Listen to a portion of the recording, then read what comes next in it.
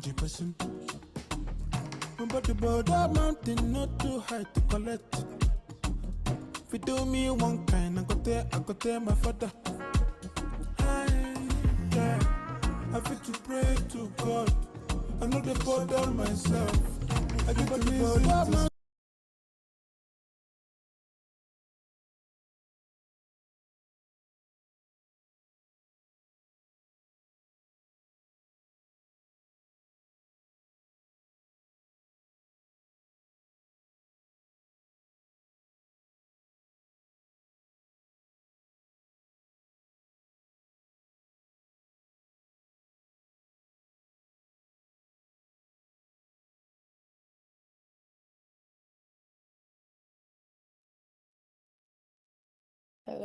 Hello. Good evening, everyone.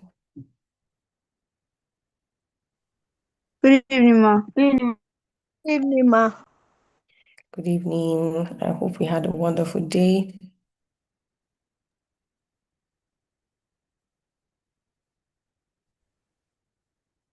How was our day?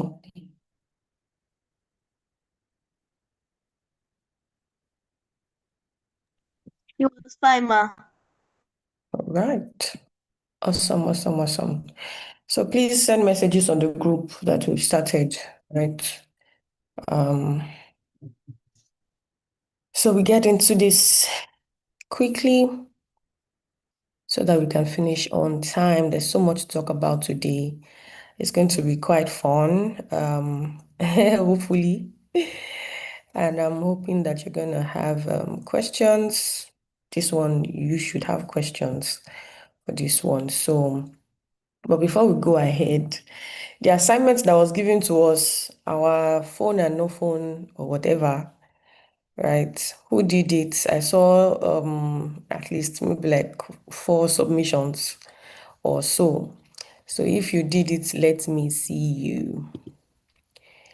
And how did it go for you? You can just raise your hand so that I can bring you up.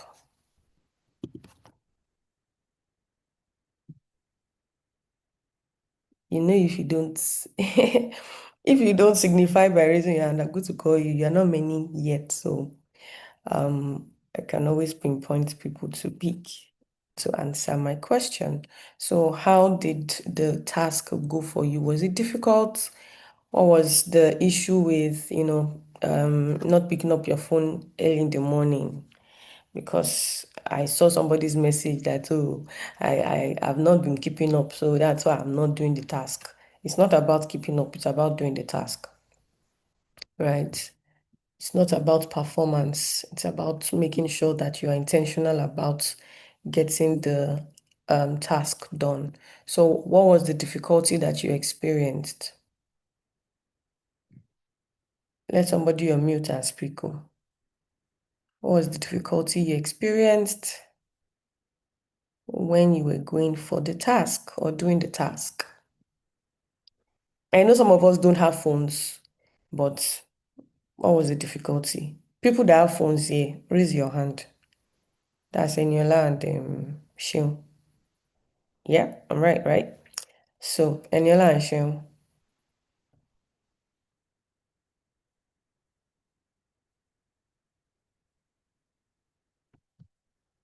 I hope you can hear me.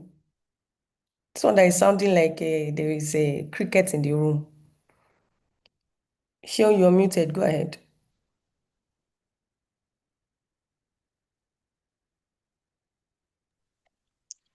Okay, ma. Good evening, everyone. Good evening, ma. So the tax on screen time, it was not really hard. Like, it was just, it was not that hard actually. But like, the only problem I had was putting away my phone during study time. That was one problem. And then the second problem was um when I wanted to, like, when it's already before 9 o'clock, I'll go to sleep. And on a normal day I used to sleep like 10 or 11. But throughout this week I was just sleeping early. So sometimes I forgot to like screenshot the screen time But then I'll now screenshot it later. But like, yes, those were the two problems that I just faced during the tax. Yes, ma'am. So it means that it was difficult then because for you not to be able to put your phone away during study time, that's exactly what we are trying to catch. So it means that there is an issue somewhere, right? So yeah, it just speaks that there's an issue somewhere that there's a form of addiction because you could not put your phone away, right? At study time at a very, very important time when you should be focused. And so I saw something recently, I think I saw it today, or yeah, today, that we have Stone Age brain in a screen world, right? We have Stone Age brain in a screen world, and our brain is not, like the way they've been updating appliances, they have been doing new phones. Our brain is not renewing itself, right? Our brain is not updating or is not upgrading. So we are literally giving so much work to our brain because we're not created to take in so much information, right? This person is talking, person is talking, we're listening to this one minute conversation, reels and everything. You don't even know which opinion to take. You don't even know which one to accept or run with.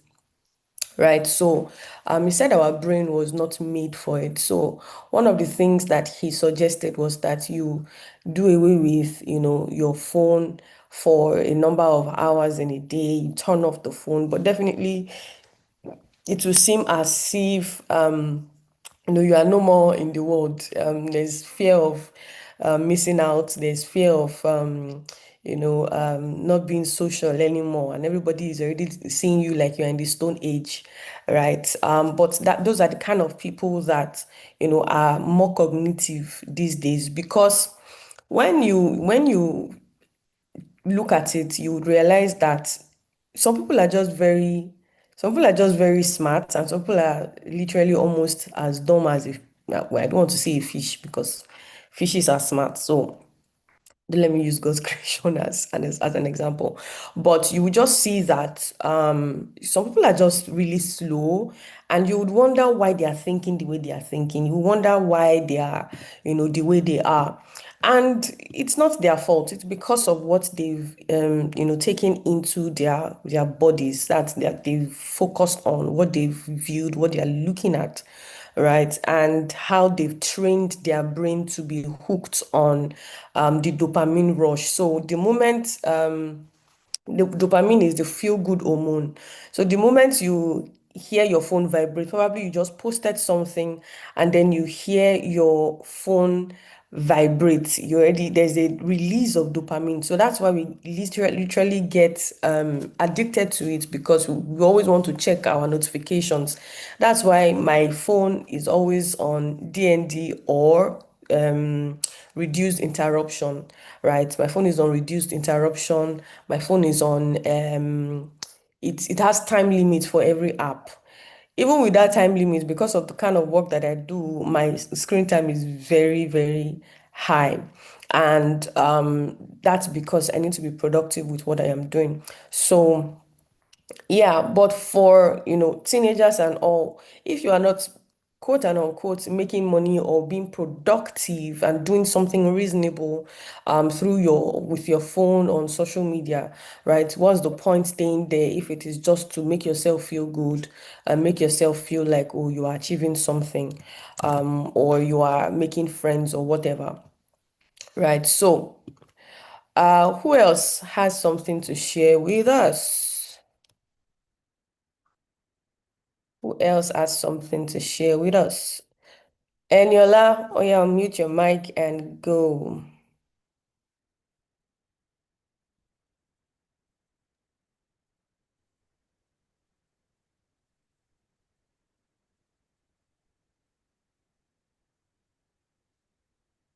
We can't hear you.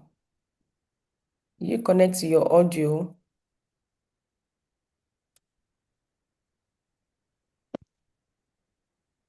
Can you hear me now? Okay, we can hear you now. Okay. Good evening, ma. Good evening, everyone. So the task that we're supposed to do, it was kind of difficult.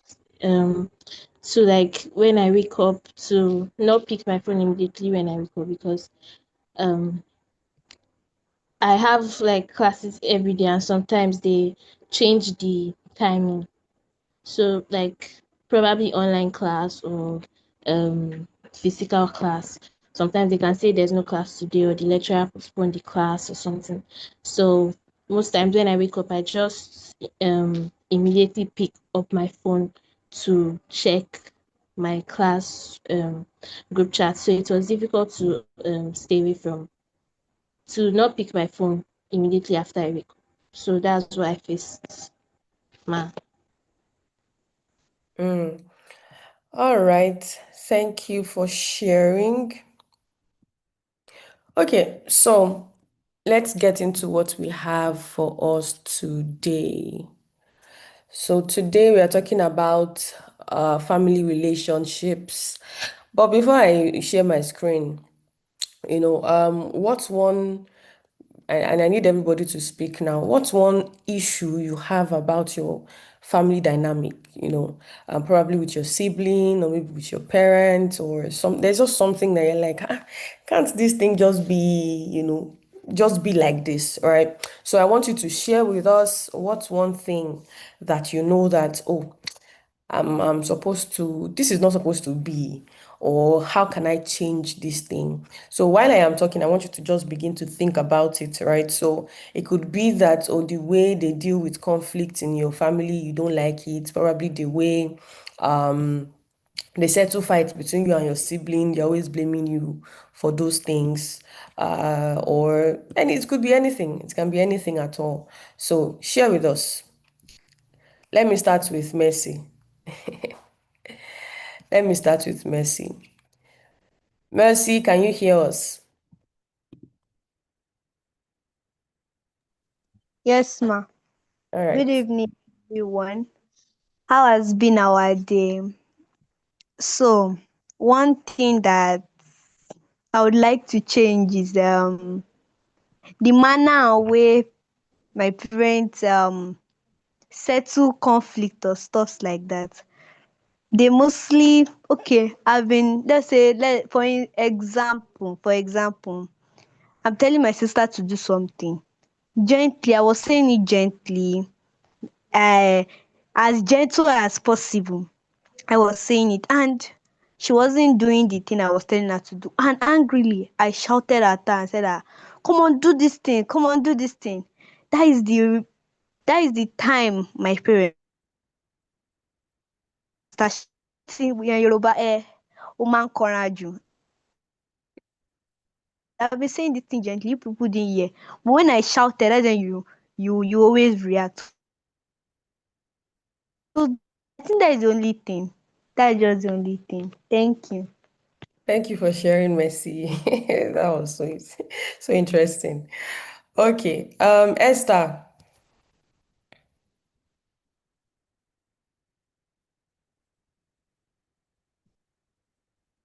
can Esther unmute? Or are we still having the same issue? Okay. So let's go to Shion then. So Esther, you can type in the chat box.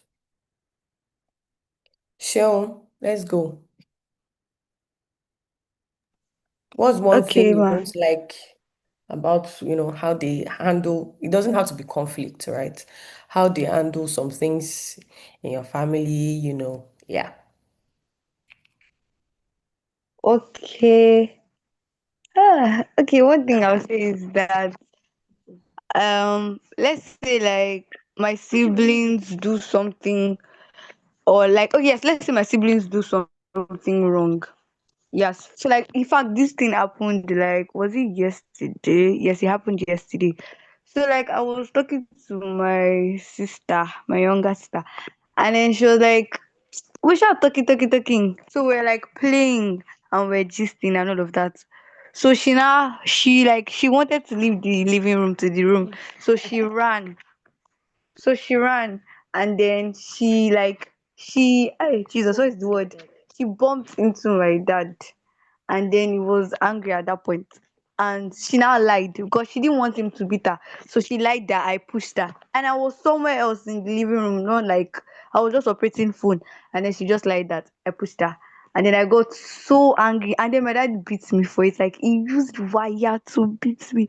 I cried that yesterday because I felt so sad that this girl just lied on me for something that I did not do. And then I just got beaten with that kind of thing. My dad. Thank you for sharing. She said she got beaten. All right. Eniola, please share with us.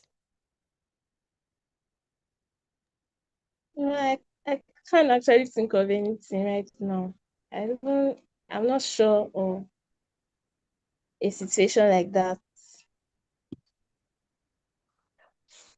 All right, so I'm certain that I'm sure that by the time we start talking, you're going to be able to remember some things, right? So what we're talking about today is bridging the generational gap, right? Bridging the generational gap.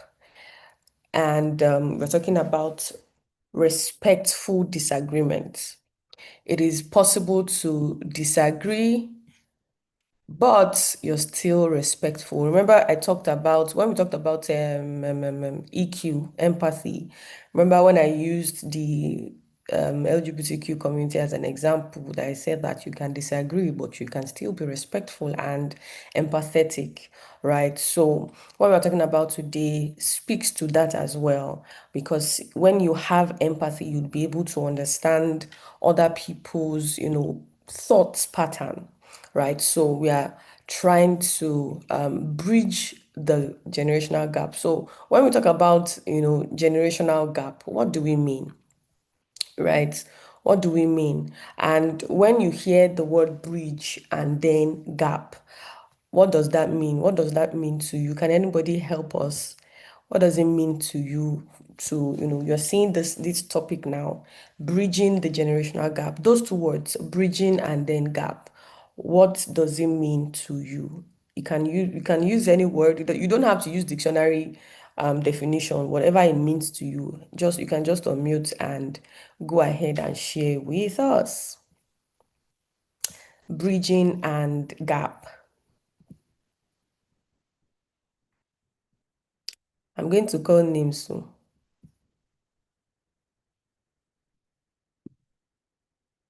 Okay. God. What is the meaning of gap?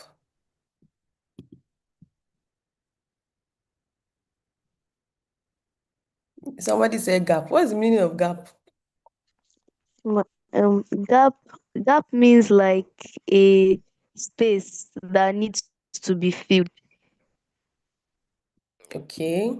A space that needs to be filled. Thank you. That's good. A space that needs to be filled. All right. So when we are talking about bridging the generational gap, we're just literally talking about, that there is a space or there is something that is between, some set of people or a set of people, right? And probably this gap is something is missing in between, right? Something is missing in between that. That is why we are saying bridging the generational gap. Just like you see in the image here, that there is a stair, or there are two stairs, and some people are walking on. So there is a book in between the stairs, right? And this just speaks to using knowledge to bridge that gap, because most of the time the reason why we always have conflicts is because there is lack of knowledge. Bible says that my people perish for lack of knowledge. So the reason why there are, conflicts and there are disagreements and there are, misunderstandings is because, and then lack of right judgment is because there is something that is stopping a positive, relationship or relational ability. So let's go to what we have for us today. Now, most of the time we always think that we are wise in our own eyes. Everybody always thinks that they are wise, right? Everybody thinks that they are wise. And most of the time we think that the older generation does not know as much as we do. But they've lived longer than you have. But yeah, they might not know some things because you are the happening generation now. But let's look at this quote from George Orwell. It says that every generation imagines itself to be more intelligent than the one that went before it, and wiser than the one that comes after. So let's look at your parents' generation, for example. Your parents' generation, for example, maybe Generation X. Everybody here, your parents are Generation X, not baby boomers. Because if you have a baby boomer as a parent, it means that your parent is quite old. Maybe they're like 70 years, 60, 70 years, 80 years now. But Generation X are in their late 40s, 50s, right? And then probably, no, late 40s and 50s, right? So let's just say that that's Generation X. And then they gave birth to the Generation Z, Gen Z. Some Generation X also gave birth to millennials. That's those ones that gave birth early, right? So let's just say that they imagine themselves to be more intelligent because they are happening, they know what is going on, they know all the things that let me use the Generation X and Gen Z. The Gen Zs, they are in the internet age.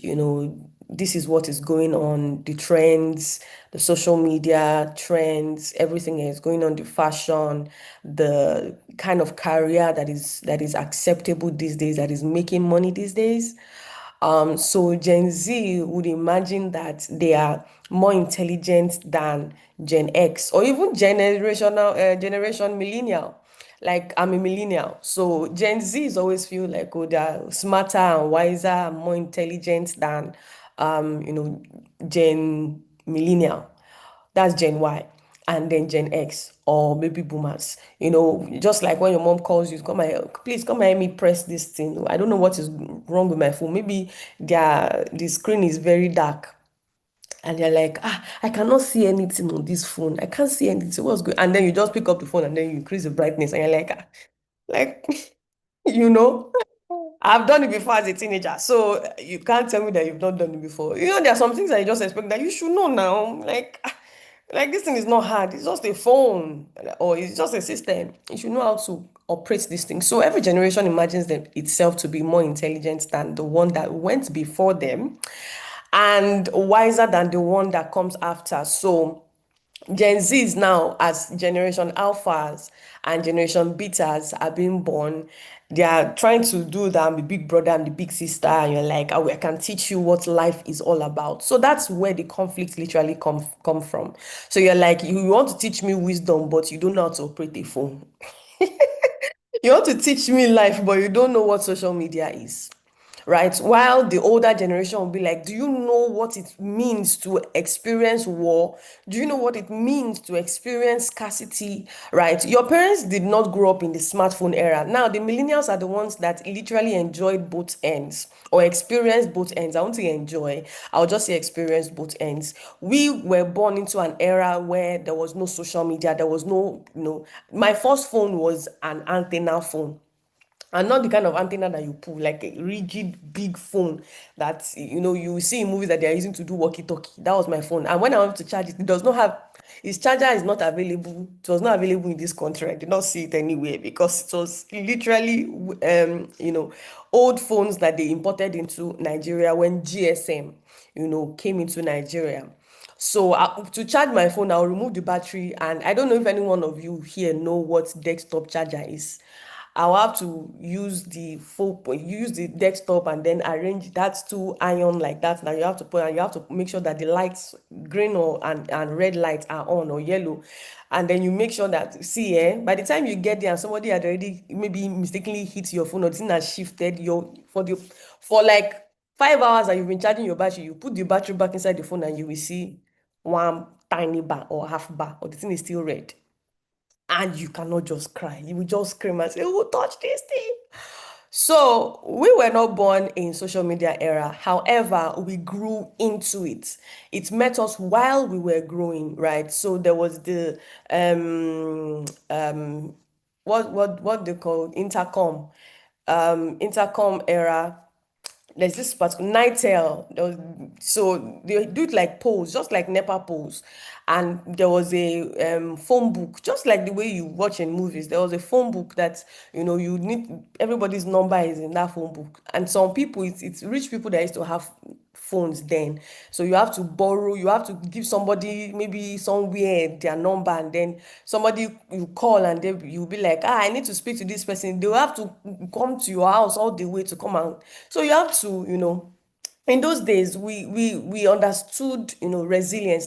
That's one of the things that we were taught, because you're expecting somebody's call at 2 p.m. and the person did not call at 2 p.m., or the person called, the person that was supposed to receive the call was not there at 2 p.m. So you see that we had to be precise in our everyday life. In those days we had to be very precise, because if you're not precise, you will suffer for it. Imagine saying you have an appointment with somebody for 1 p.m., probably in their house or in their office, and that person waits for you 1 p.m., and probably you left your house on time, but there was just traffic on the road, and then you got to the place at 2 o'clock. The person has already left their house. You had to travel all the way. Probably you are going to Ibadan, so you would have to wait for the person, or you will go back, you travel back, because there's no way to communicate that I am coming.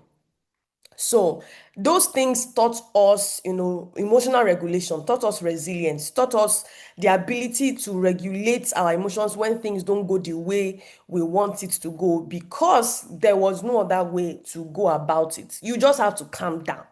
Your head just had to be correct, right? So your parents did not grow up in the smartphone era. You were born into it.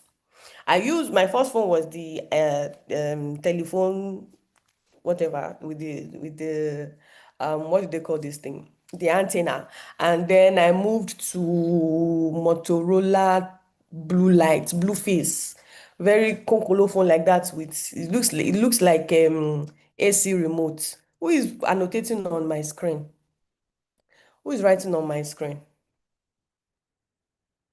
All right, so when I started using the second phone was a Motorola. They stole that phone after 1 week. I took it to school to go and show off, and they stole it after 1 week. I went to report to my principal, but she was like, we told you guys not to come with your phones to the school. We told you guys not to, and she was a family friend that she did not help me. So, anyways, it went away like that. So there was nothing I could do. I just had to accept my fate. But if it were to be this generation, you're gonna take to your phone, you go on your TikTok, and you'll be like, they stole my phone today. Oh my God, I'm so sad, guys. And then they do GoFundMe, you go and buy a new phone. There was nothing like that in those days. Who cares about who cares about you in those days? Nobody cares about you. Well, we cared about each other, but not for flimsy things like that, quote and unquote. So thank you. All right. Now, this just literally gives you the picture of how your parents grew up, right? You did not grow up with what they survived. They survived so many things. They survived days where there was no way to communicate with somebody, and then they would just have to do whatever, they have to do to survive, right? I'm not saying that, you did not experience anything to survive, but what they experience, you didn't experience it. And what you are experiencing right now, the next generation will not experience it. We are moving into the AI era now, and everything is looking like it's just easy. You don't have to rack your head so much to write a book anymore. That's why, I can't remember who said this now. If a book has not gone 100 years, if it has not survived a century, right, it is not praiseworthy. If a book has not survived 100 years, it is not praiseworthy, because like we've not tested the principles that are in that book. So these days, it is very easy to say you want to start up a blog post. It's easy to say you want to be an influencer. All you need is followers, and that's it. You are now an influencer. We don't know how you are influencing. We don't know what you are influencing them. We don't know if it is positive. But anybody can get rich. Anybody can get famous. But it was not like that in those days. You have to do the work in those days, right? You have to do the work in those days. So, another quote by Hesiod says, I see no hope for the future of our people if they are dependent on the frivolous youth of today. For certainly all youth are reckless beyond words. When I was a boy, we were taught to be discreet and respectful of elders. But the present youth are exceedingly wise and impatient of restraint. What is Hesiod literally saying here? He's saying that in those days, we were taught to be discreet. We were taught to be resilient. We were taught to be audacious but respectful with our audacity. We are not teaching because this is the audacious bunch. We're not teaching you to be audacious because we want you to stand up to your parents and say, why are you talking anyhow? This is not your era anymore. I'm now very wise. I'm informed. So there's nothing you can do, bros and sis. That is not what we are doing here. Hesiod is literally saying that, there are things that makes a person. There are things that make up the ability of a person to be a full human being, respectable in the society.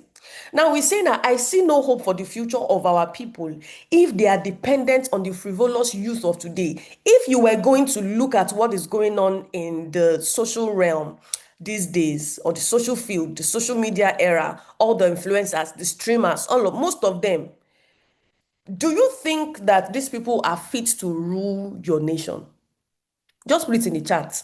Do you think they are fit to rule your nation? Something trended some weeks back, the Olodo uprising, about people who lack cognitive abilities. All they know how to do are frivolous acts.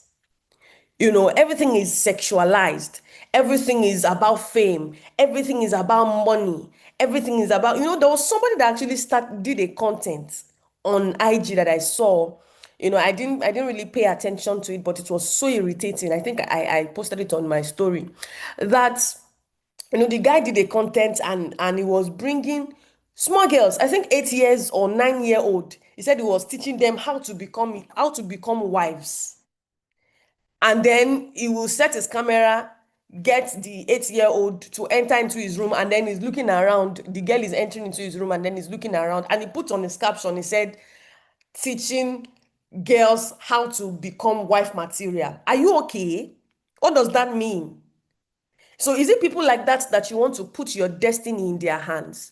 Is it people like that you want them to rule, nations, to become leaders? Right? To become leaders. People like that cannot become leaders. People like that cannot become leaders. Hesiod said, for certainly all youths are reckless beyond words. Yes, all youths are reckless beyond words. And, scripture literally said it that, train up a child in the way he should go, and when he's old, he will not depart from it. You need training. That is majorly it. But these days, people tend to, young people tend to shy away from being trained. They say, oh, it's difficult. You are being difficult. I cannot. I just cannot. And then they walk away, they move away from wisdom, and they begin to claim that they are wise. Right? So, Hesiod is literally saying that the only hope that it will see for the future is when young people are able to, endure sound teaching, sound doctrine, being taught how to be discreet, being taught how to be respectful. Right? So, let's move on quickly. So what is the generational gap actually? What is the generational gap? Generational gap literally means the difference in values, beliefs, habits, the ways of seeing the world between people who grew up in different eras. So we all grew up in different eras. You would have seen some videos of showing, millennials will relate. You'll be showing some biscuits, some phones, some lantern, they'll show all those things, and you'll be like, what is it? Your time is coming. Your time is coming. We'll look back and we'll be like, when we were teenagers, this was what we experienced. Oh, how we wish that those days will never end. But days end, eras change, years go by, time passes fast, right? So, your parents' world, they experienced hardship. They are still experiencing hardship now. That's why you'll be wondering that when there's no money in the house, or maybe we are experiencing something. Why is it that okay? Sometimes they can regulate themselves, but sometimes they'll be crying, or they'll be touchy and all. And that's because they've experienced hardship, they've experienced scarcity, they've experienced strict authority. Who cares about mental health in those days? Who cares about my mental health? I'm so sad. It's just recently people started hearing about post what's this thing now? Postnatal depression.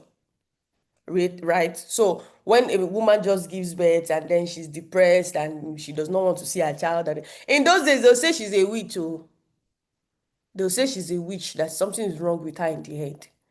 But these days, they've been able to research and say that, okay, there was something wrong, or maybe it's her hormones, or the pregnancy affected something. She had complications in her brain and all those things. Before, nobody cares. So your parents grew up in a different era. Success literally meant stability for them, right? Emotions were not discussed, they were dismissed or managed. So you are crying. Like if I will slap you now, or you are crying. What is the thing that's making you cry? If you don't shut up, I will actually give you something to cry about. Has anybody been told that? I'm not seeing anybody in the chat though. I'm not seeing anybody in the chat. If you have been told that before, that you are crying, why are you crying? Why are you crying? I will beat you more, and you will not cry the real cry. Ẹkún yẹn wàá wá sun dáadáa, so that everybody will know that something is wrong with you. So now, what they experienced is not what you are experiencing. In fact, in their own mind, you are enjoying, because they are trying to give you everything that life can offer, everything that will make you satisfied. And then when they are giving it to you and you are not appreciative, they're like, hey, do you know what me I experienced? In fact, let me even tell you one. When I told my mom about the things I was experiencing in the place that I was living, do you know what my mom said?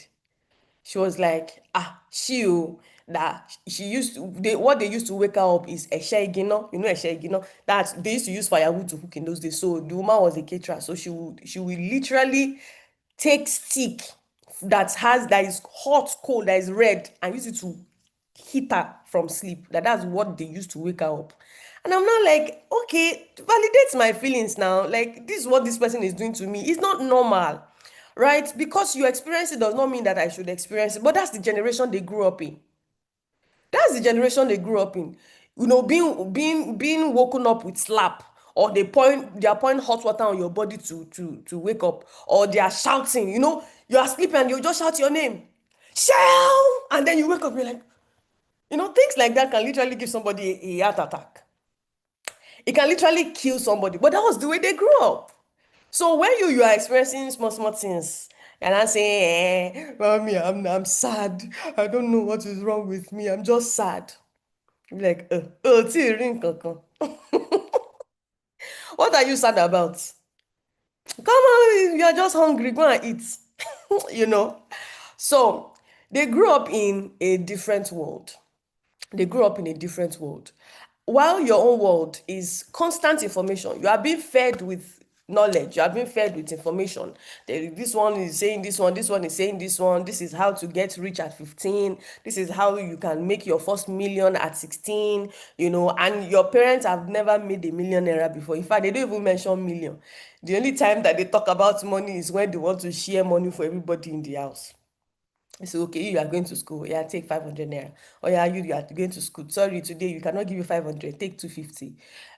And you are seeing young people making a hell money, like a hell amount of money online. and they are not doing so much. All they are doing is, yes, yes, yes, follow, follow, follow, follow. Yes, what are you doing? Oh, yeah, like, share, follow, like, share. And then people are saying, oh, thank you for the hearts. Thank you for the hearts. Oh my God. Lion. Thank you for the lion. Oh my God. Oh my God. And by the time they are done in 2 hours of TikTok live, they are raking in millions of naira. They're being paid in dollars because they're just sitting in front of the camera. And this trend as well of people eating, a very large bowl of food and people eating or doing ASMR or grill me, get ready with me, say grill me, get ready with me. You monetize your social media and you're making money, you're raking in money and all that. And then your parents want to correct you and you're like, you don't have anything to offer me. So please, your worlds are quite different, okay? So constant information, identity exploration, so many things are being sold these days. So many information, so many opinions are being sold today. That's why you see many people who will come out and say, I feel like I'm a man. I feel like I'm a woman. I feel like I'm a goat. Somebody actually started identified himself as a horse, and he wore a horse, whatever, mask. And then somebody took him to court, and I don't know what, I can't remember what he did now. And then the judge was like, you identify as a horse, right? Okay, no problem. Then why are you in the midst of human beings? You should be in a stable. So we're going to sentence you to the stable, take you to amidst the horses and all those things. Let them do whatever horses do. So you go into the farm, go and stay with the horses. And they were asking him questions. I think he raped somebody, yes. So they were asking him questions and he was so they said, okay, no problem. What they do to us is they will do to they are going to put horse shoe on his leg. Since he does not have horse shoe, they will help him. Say, go and eat grass. Exactly. Go and eat grass. So they said they were going to sentence him to, the stables. But that was when he said, I identify as a horse. I identify as a horse. Okay, no problem. Just to let you know that that's a mental health situation. Mental health situation. So, all right. Now, in your own world, there is social pressure. And that's why people are saying that it's because you have to be pressured, though. You better don't be pressured. It is not easy. That's the truth. You can look at your mates and they're already using iPhones. They are posting on Snapchat. They are always doing snaps and everything, going out to always snapping their food and all those things. That's just to let you know that somebody was like, when you are in the toilet and you are passing out waste, do you snap the shit and put it on your status and say, oh, look at my precious shit? Do you snap it and say, oh my God, look at what I produced, look at what I made? You won't do that, right? That's because everybody shows you what they want you to see. They don't show you the bad parts of their life. They don't show you when they are crying. They don't show you when they're depressed. They don't show you when they are sick. They don't show you. And if they show you when they are sick, it's because they want to get something from you: pity, validation, or your money, right? So, social pressure, you want to become what you are not supposed to become right now. Calm down, calm down. So and in this world as well, we have mental health awareness, just like the one that I give as an example about the women and all those things after they give birth, and then lack of self-esteem, low self-esteem, and all those things. So I know that in this world, most of you in this era, in this dispensation, social media dispensation, you have seen how other parents parent their children. You've seen how other teenagers are, and then you now begin to compare yourself with those ones, or you are comparing your parents with their parents, and you just want to be understood. You just want to be understood, not just say told to be, go and sit down there, go like this. It's not like, but Caden's dad always dances with him. My dad has never danced with me before. In fact, can daddy even dance? Sidu is even, you can get yourself to the point where you begin to, look at your parents and you are irritated by them. If you are there, if you are at that particular point, see me, oh. See me. So a teenager can get themselves to the point where, they are irritated by their parents because they are comparing them with other people. So your worlds are quite different, and that's what the generational gap is. The social media era, the fast-paced society, and all that. So why do we clash? Why do we clash? Conflict usually isn't what it looks like on the surface. At the end of the day, it is because we have different needs, right? Now, what you need right now is autonomy. And what is autonomy? Autonomy is literally the capacity or the right of an individual or a group to be able to govern themselves, to be able to make their own decisions, to be independent, to act without control, to act without external control, just so that you can make your own choices. If you feel like that, you can put it in the chat. Just say yes, yes, yes, yes, yes, yes, yes.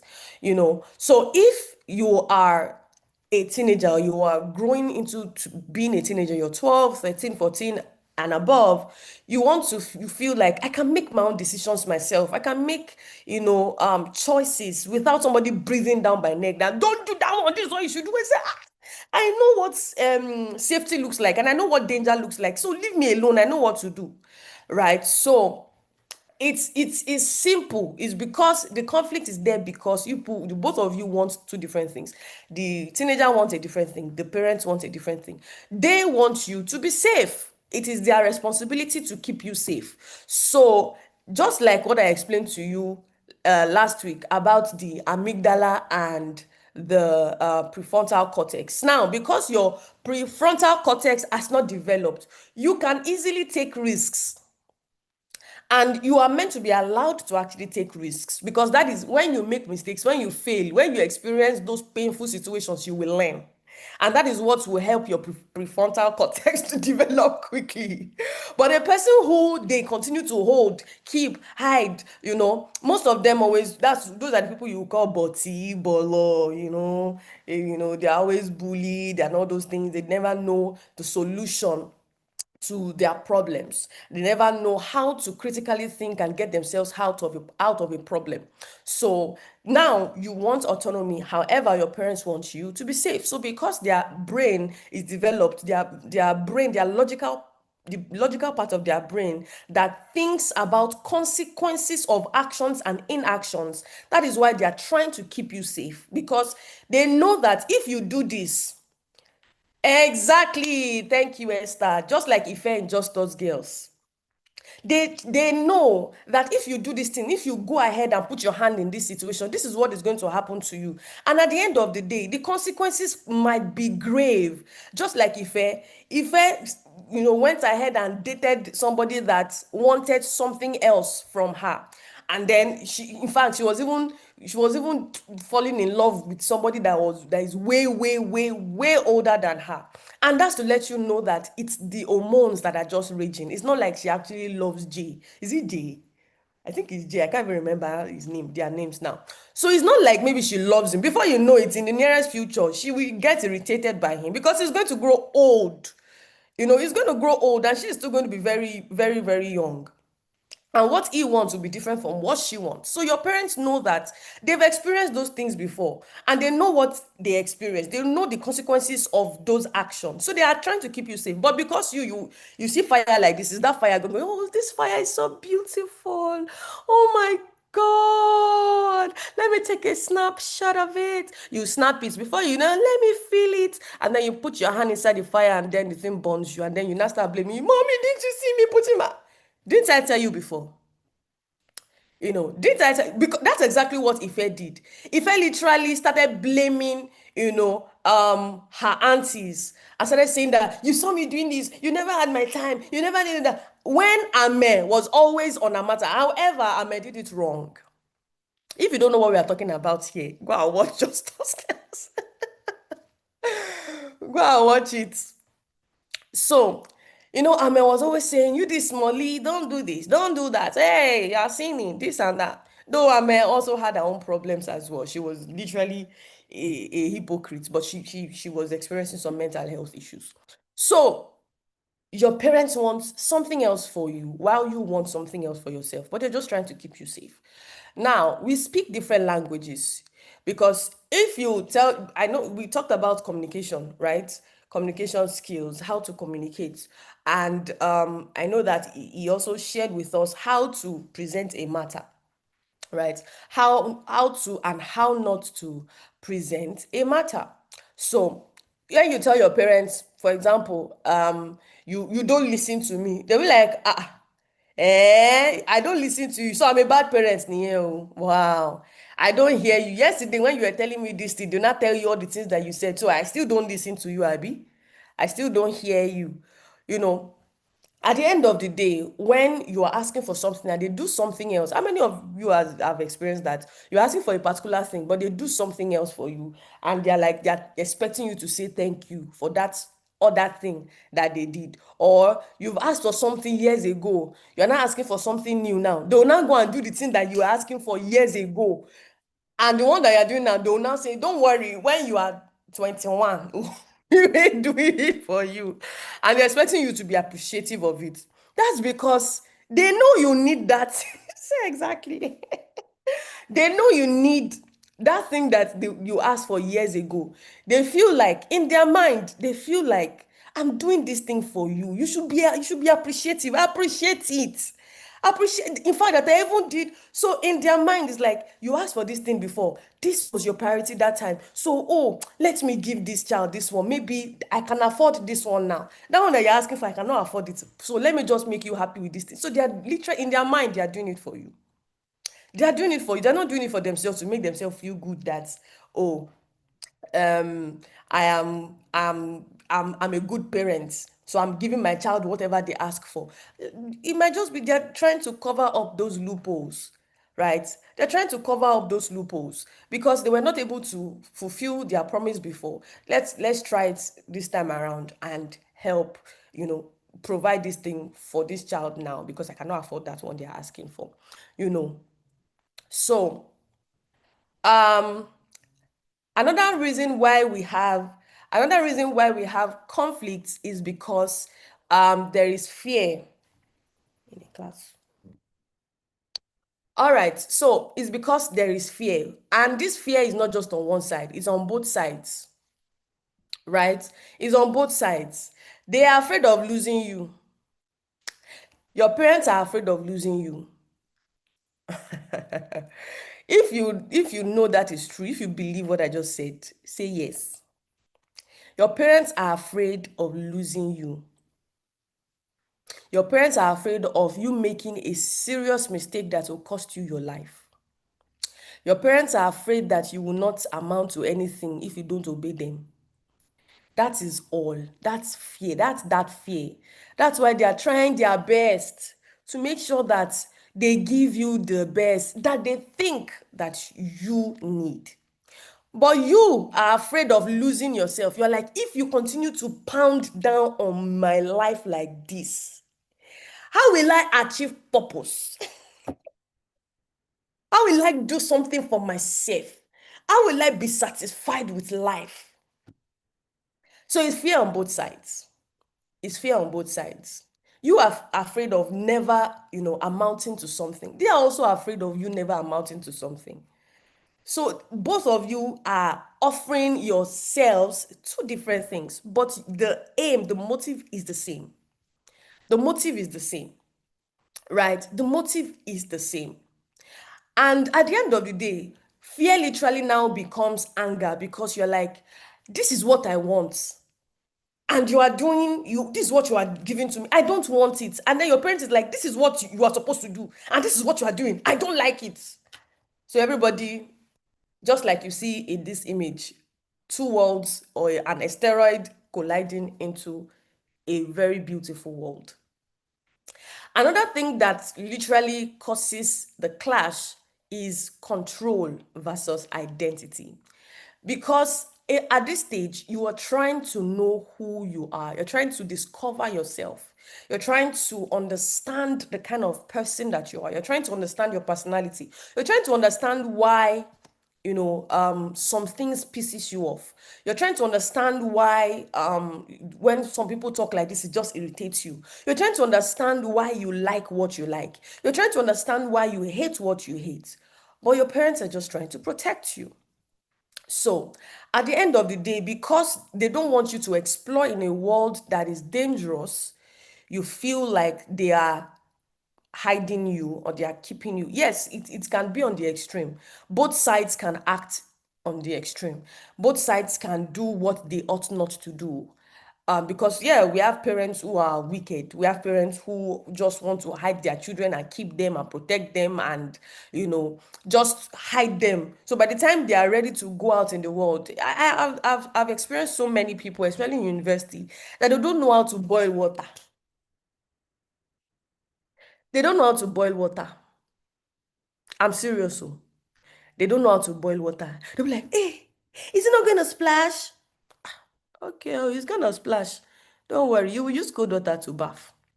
So many things. Even to the extent that even to their underwear, it's their parents that wash it for them. In teenage years. In teenage years. So there are so many ways in which, people can go to the extreme. Teenagers can also be so spoiled that they will not even want to hear anybody talk. So what they do to their parents, they do to other people outside as well. So now, in the home, in the family, remember we're talking about family. In the family, we should have emotional safety, right? At the end of the day, that's the bottom line of everything. Emotional safety. Because when you are safe emotionally, everything works well for you. Because as a person who is still, developing, who is still growing, you need this emotional safety so that you can become somebody who is wholesome. And you can become a wholesome adult, right? How you feel at home matters. Emotional safety at home is not luxury, it is a developmental need. When teenagers don't feel safe at home emotionally, it shows up everywhere else in their lives. You feel unheard.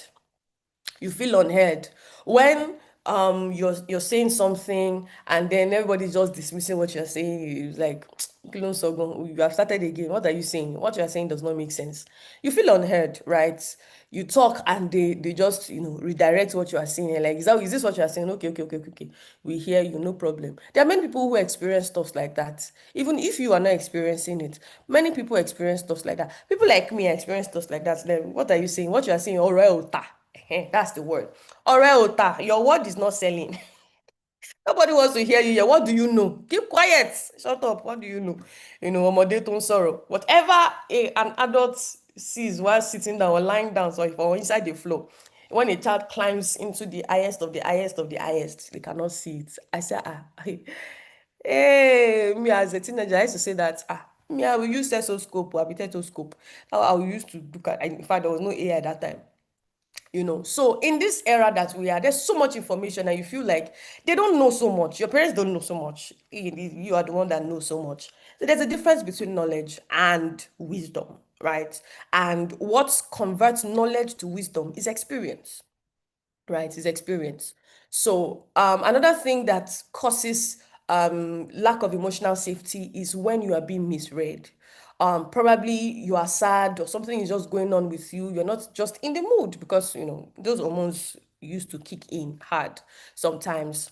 They just say that you have attitude. "Ta ló ń ranjú mọ́? Ó dẹ̀ mẹ́nu ó double ẹ̀. Why are you doing your mouth like that? Laugh, Joe. So why should I laugh? There's nothing to laugh about. Why should I just be laughing? I just be happy. I've been laughing now. Why should I laugh? What is making me happy? You see, if somebody sees me, I'm sure that somebody would have said something like that on this call. If somebody sees me on the road now and I'm just laughing anyhow, won't they say I'm mad? Won't they say something is wrong with me? So they say that, oh, your sadness is attitude. Yeah, I know it can be annoying sometimes to see teenagers, frowning. See, they used to call me a sadist. That's what they used to call me. Call me a sad because I didn't used to smile. I'm always now imagine when I was a teenager, I was black. I was I used to wonder why is my face black like this? But I'm not a dark person. I would open my arm, and I'll see my arm that is very fair. My legs are fair, but my face was very dark. So when I don't smile, don't have me saying, this girl is depressed. You know when half of your hand like this is black, half of your hand, but when you get home, after you remove your uniform, you now see that this place is fair. You now be like, I'm a fair person. I cannot wait to be an adult. So that my skin can come out, can pop. Wait for your time. Calm down. You know, calm down, wait for your time. And you experience the pimples and the breakouts and all those things. I don't know who I was telling that I said my own pimples was here, all over this place like this, and on my lip. It was terrible. It was terrible. The kind of pimples that you cannot press, all the skin rashes, the eczema, and all those things. And you just feel like, oh, you should leave me alone. That's teenage years for you. So you're being misread. Your silence is called disrespect. Or maybe when you want to explain yourself, who are you shouting at? Keep quiet. What are you shouting at? Keep short. You know, so many issues that can cause you to feel like you are not emotionally safe in the house. And again, another one is invisibility. When you feel like you are invisible, when they expect you to achieve a lot of things. Probably, the way children are graduating now, you now be saying, look at this one now, overall first. It will show me first. Did you ever come out first? Fifth in the fifth every time, or 20th. If you have 20 in the class, you'll be 21st. So you're always expected to do well. You're always expected to pass your exams. You're always expected to, do the things that you ought to do and be the best at it.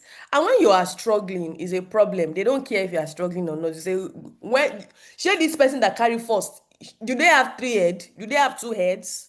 Right? You don't have 2 heads now. So what exactly are you struggling about? Okay, you need lesson teacher.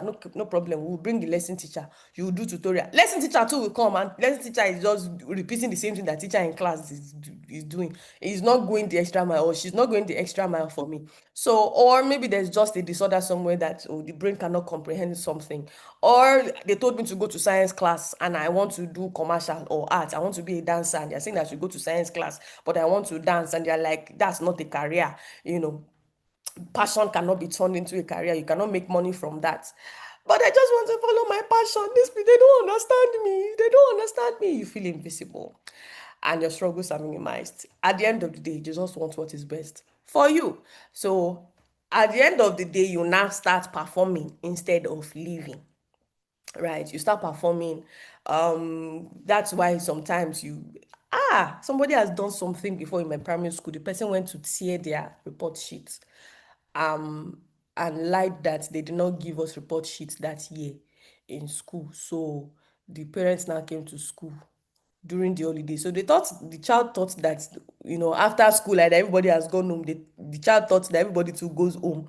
No, that teachers are still in the school because they need to continue operations and all those things. People will be writing entrance exams and will be preparing for the next session as well. So they might just have 1 week break or 2 weeks break. So don't be in your mind, don't be thinking that, when you're on holidays, your teachers are going on holidays as well. It's a lie, they're not going on holidays.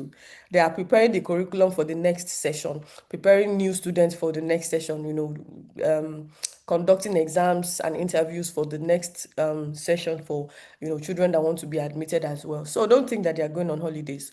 So the parents went to the school and went to the principal to go and rake that, why would you not give my child report sheet?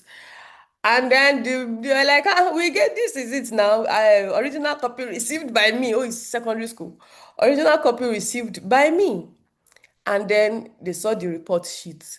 If you see red biro, hey, if you see red biro, and in fact, the girl was not coming to class as often as she was supposed to, right? So you see absent, absent, absent, absent, absent.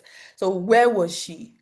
Where did she go to? So that one entered gbege like that. So the child literally has been performing like the child is a brilliant girl and all those things, but at the end of the day, it's backfired.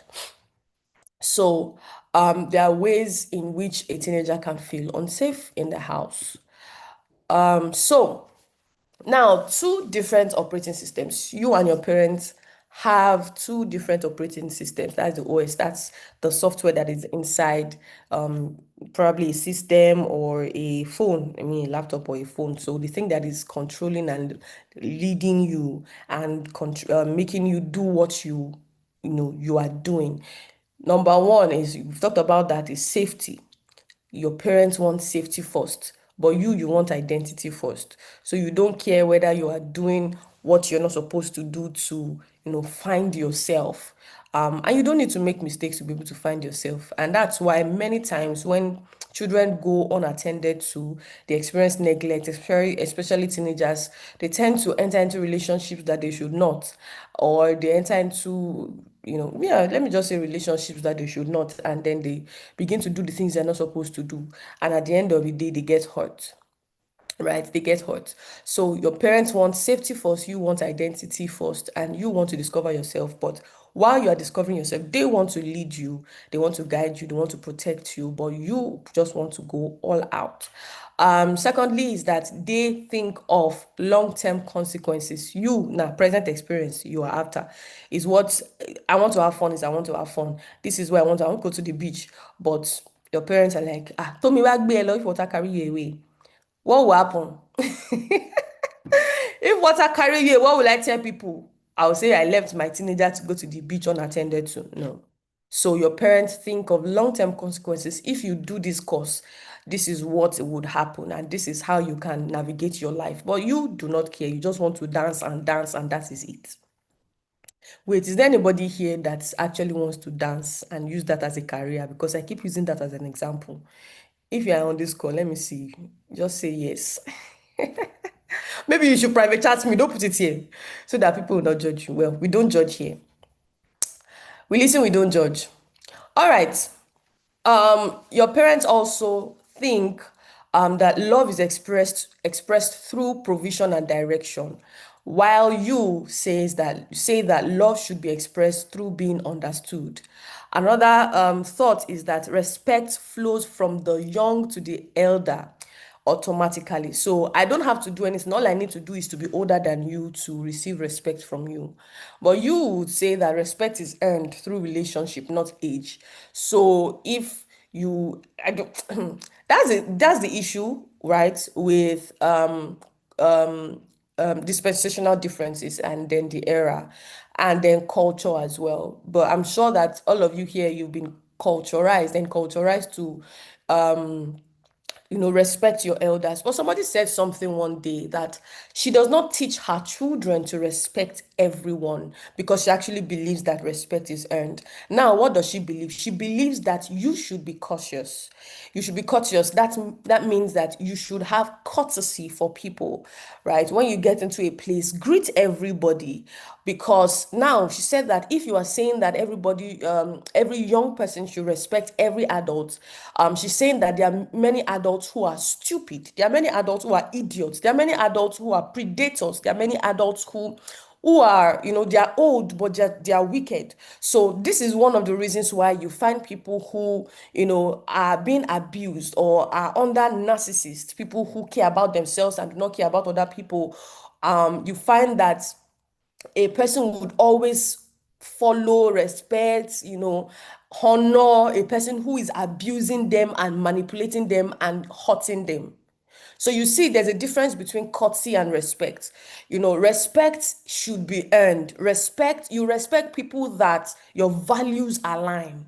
You can be courteous around them, honor them, greet them. However, when you respect somebody, it means that you are elevating them to your own level. You are elevating them and saying that you can collaborate with this person. That's what respect actually means. Respect means that I can validate this person somewhere else. I can accept this person's opinion. That's what respect actually means. But being courteous is you get into a space, you make sure that you greet everyone, just be polite, right? We're not saying that you should be rude, but it's not everyone that you respect. And this just lets you know that people need to earn your respect. People need to earn your presence. People need to earn the ability to be able to come, access you, to come close to you. Because there are many people who, because of the culture that we've been raised in, we believe that everybody deserves respect. But as a child, I remember, and I've shared this before. I remember somebody in church, saying something to me like, "Oh, he was always calling me his wife." I think I was like 7 or 8 that time. Was always calling me his wife, his wife, his wife. And everybody would be laughing, everybody would be smiling, including parents, and they'll be smiling, they'll be laughing. I'm like, even as an 8-year-old, I was very uncomfortable. And it was like, Jumoke, you like this, do you're fine like this. I'm the one that's going to marry you. That person was like 30 something then, and I was 8. Said, I'm the one that's going to marry you. And I looked at him and I said, by the time I am ready to get married, you would have been using a walking stick, or you'll have been buried because you'll have been old, dead, and gone. Now, would you say I disrespected that person? He disrespected me first. He disrespected me first, because if he was respectful, he wouldn't have said something like that to an 8-year-old. It means that you are a pedophile, right? It means that you are a pedophile. That's what it means. So you don't respect people like that. You expose them immediately. You don't respect people, you expose them immediately. Right? So, we are respecting people. When they now start touching you, they are touching your shoulder. You're like, sir, sir, I will watch you. I will jump up and slap you. I will jump up and slap your face. That's what I used to say. Oh, sir, you are just tall. You don't have sense. Because the culture has taught us to, you are covering in fear. You don't want to disrespect. So when you now get them, you cannot now tell them that uncle so did this, or auntie so did this. It's not only men that abuse females, or only females that experience abuse or harassment, sexual harassment, or whatever kind of harassment. The kind of respect we've been taught is the kind of respect that keeps us quiet, even when we are being hurt. You don't allow it, you don't accept it, especially if it's going to hurt and remove your humanity and affect you and affect your wholeness, right? So, but when it comes to our parents, definitely we know that our parents will not hurt us. They've earned your respect because they raised you to this point. For you to be a kind of person that wants to have autonomy, it means that they raised you well. It means that you can think for yourself. So indeed, they've earned that respect. You came out of them. So indeed, they fed you. So they earned that respect. They've earned the respect and they deserve it. Right? They deserve it. However, what I said is what I said about people who want to claim respect, but they are not respectable. So for parents, they say that silence from a child means peace. However, silence to you means that I don't feel safe enough to speak, because when you speak, they can dismiss you or shut you down or say that you are dumb or you're stupid or you don't know what you are saying. And let me just say that I know that many people here, all of us here, don't have those type of parents. So what is the issue exactly? Communication breakdown. Most family arguments are not about the topic, they are about how the topic is handled, right? They are about how the topic is handled. I want to clear this thing from my screen. Okay. All right. So it is about how the conversation was handled. So for example, you want to go on an excursion and you just saw that your parents just finished having a heated conversation, and then you now say, mommy, my school said we should bring 50,000 naira, we are going to. Wrong timing. Wrong timing. But if I you know wrong timing. Wrong timing is one very specific thing that we tend to do, especially teenagers, because we cannot read the room. We can't read the room, right? So your message is buried under their mood, right? Let's laugh straight.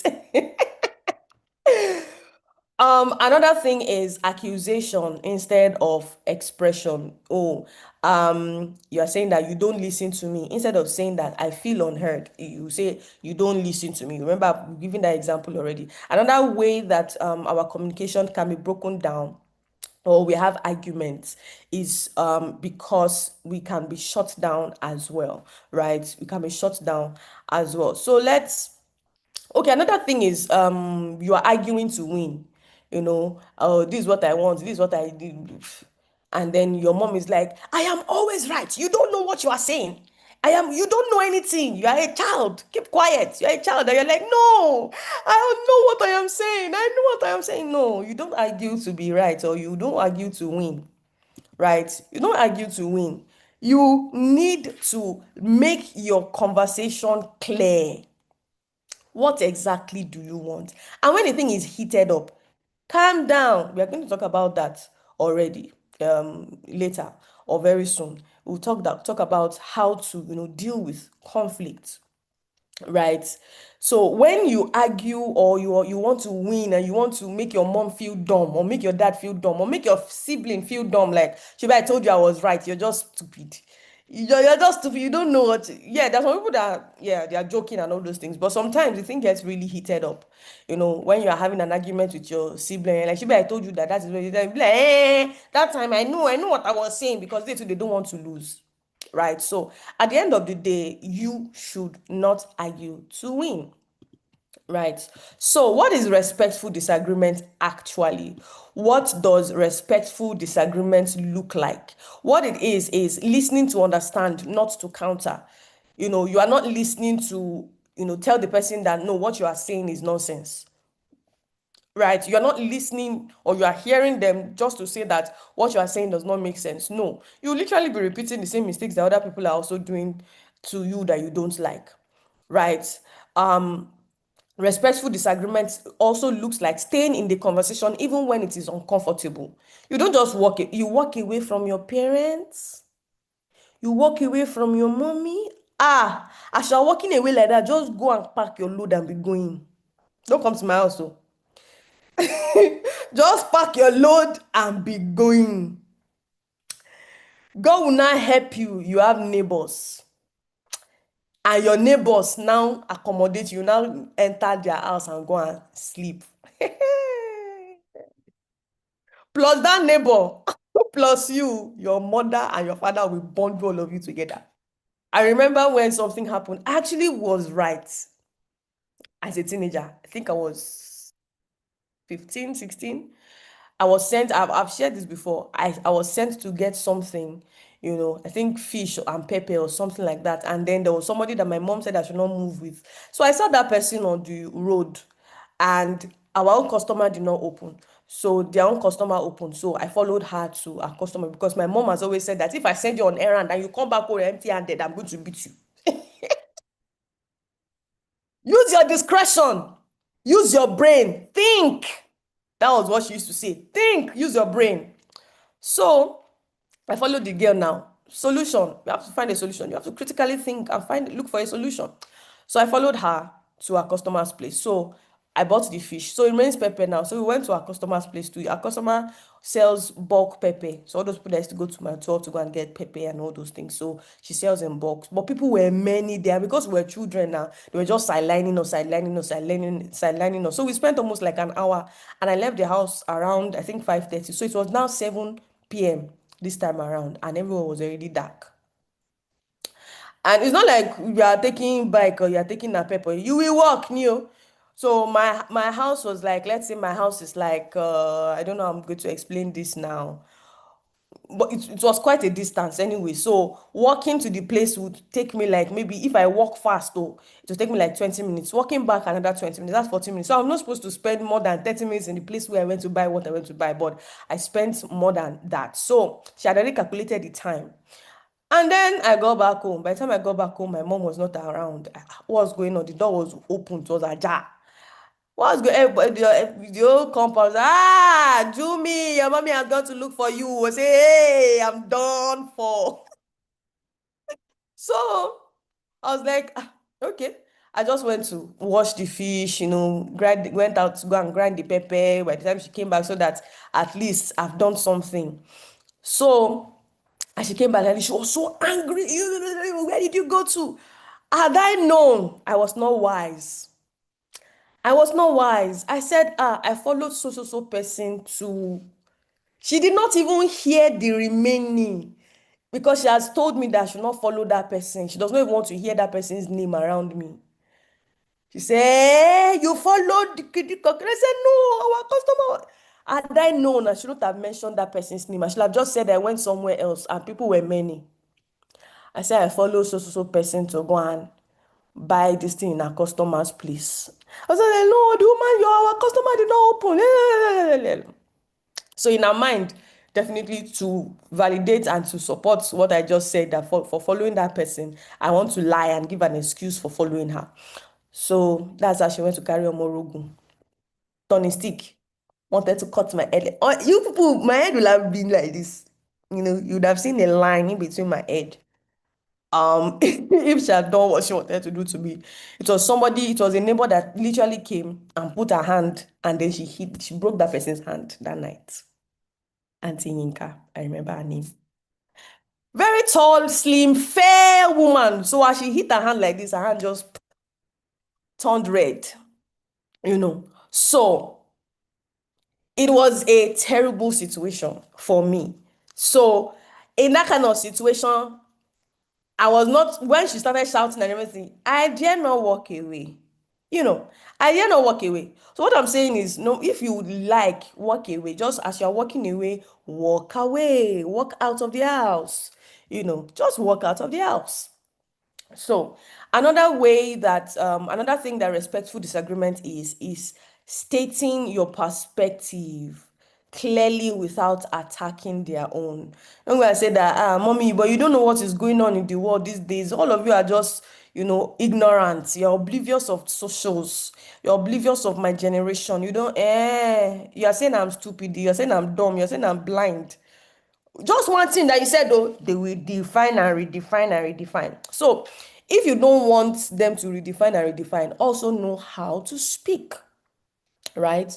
You know how to speak, you know how to deliver the matter, you know how to present the situation so that you don't receive slap, or you are not misunderstood, or you are not misread, right? And this also helps you to, helps you have conversations with other people as well. It's not just about your family. It's not just, learning to converse with your family members, or your siblings, or your parents. This thing that I'm teaching you is literally a very needed skill in the world right now. You will need this in the world that we are, in the society that we are. Many young people, many Gen Zs, even adults don't have this skill. Now, saying I see it differently instead of you are wrong is another way to respectfully disagree. Now, respectful disagreement is not pretending to agree. You're just, agreeable. You're just nodding your head. Oh, yes, yes, yeah, yeah, yeah. And then you're like, now your own, you don't talk, That's pretentious. That's hypocrisy, right? And that's what we see these days, pushovers. We have so many pushovers these days.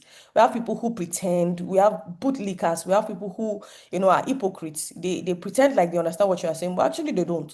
They don't care, and they don't agree, and they won't argue with you, they just move on. That's wrong. That's wrong. You need to let your opinion be known. However, it's not every time that you let your opinion be known. Read the room as well. Read the room.